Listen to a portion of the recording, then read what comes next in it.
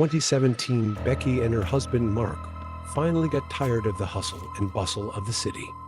They decided to have a change of scenery and move to a quiet village where they could enjoy nature.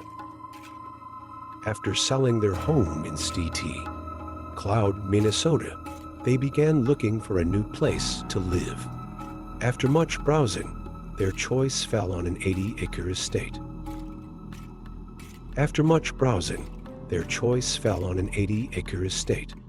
The house immediately struck them. Spacious rooms, a porch, a huge garage, a garden that turned into a field surrounded by woods. It was as if they were drawn to the place. In September, they moved in and quickly settled in. Every morning, Becky ran up and down the road with her two sheepdogs, and in the evenings, she and Mark sat on the veranda with cups of coffee, enjoying the quiet. Everything was perfect until Mark had to go away on a business trip in December. Becky was left alone, and it was her first time in the new house without her husband. She wasn't worried. She had dogs, knew the neighbors, and everything seemed peaceful. The only inconvenience was the lack of a car, since Mark had taken it with him. For the first night after he left, Becky settled in the living room watching her favorite TV show. Around 10 o'clock, her dog suddenly tensed up, froze at the window, and stared intently toward the driveway. Becky went to the window, but all she could see beyond it was the dark night. Returning to the couch, she decided it might have been a deer. But 10 minutes later, the dogs were still standing at the window. This time, pulling back the curtain, she could clearly see the silhouette of a man standing at the end of the driveway. The figure was motionless, like a shadow blending into the night darkness. Startled, Becky backed away from the window, but mustering up the courage to look again, the silhouette was gone.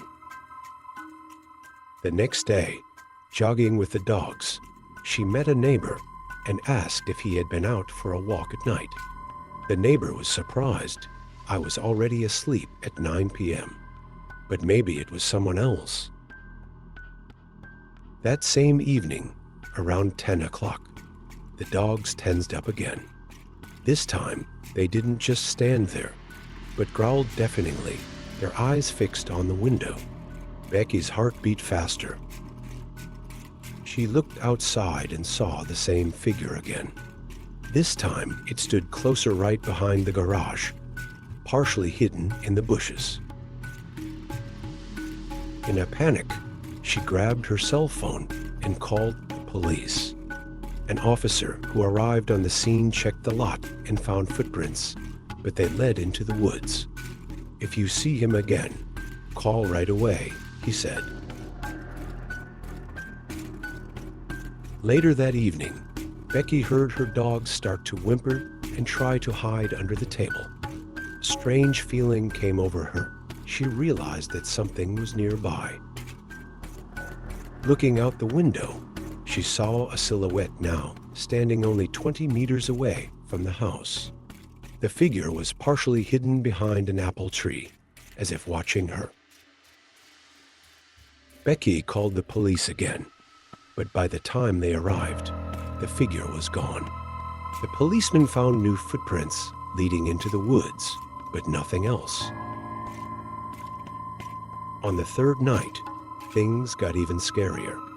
Around 2 o'clock in the morning, Becky heard the creaking of floorboards on the veranda. Footsteps sounded closer and closer, and suddenly something hit the roof of the house hard.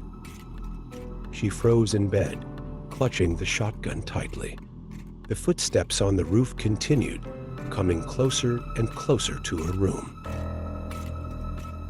Gathering all her courage, she looked outside and saw a figure jumping off the roof directly onto the veranda.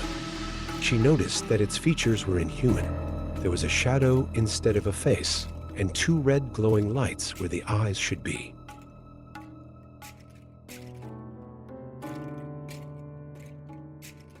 Becky shrieked and took aim. At that moment, The figure seemed to vanish into thin air, and a moment later, a policeman knocked on the door. The officer who ran into the house was shocked by Becky's story and the confirmation of her footprints. Despite the fear, Becky and Mark remained living in the house. But something about the place always reminded them of those eerie nights. Perhaps this place holds its own secrets that are better left unsaid.